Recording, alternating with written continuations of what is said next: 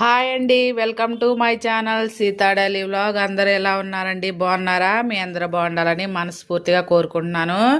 ఇది చూసారా బొబ్బాస్కాయ అండి, చూసారా నాటుకాయ. ఇది సరా బొబ్బాస్కాయ పొట్ట నిండా బాగా ఇత్తనాలు ఉన్నాయండి.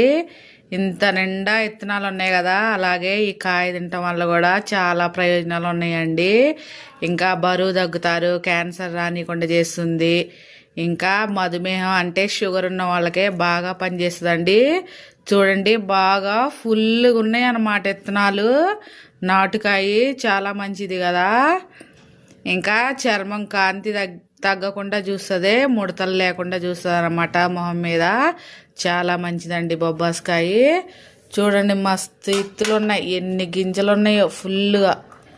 ఒకటి కోసా అనమాట, ఒకటి చూసారా ఎంత ఉన్నాయో ఇత్తనాలు. చాలా మంచిది బొబ్బాస్కాయ తింటాం. మీరు ఒకసారి ట్రై చేయండి. చూసారా ఎన్ని ఇత్తనాలు ఉన్నాయో.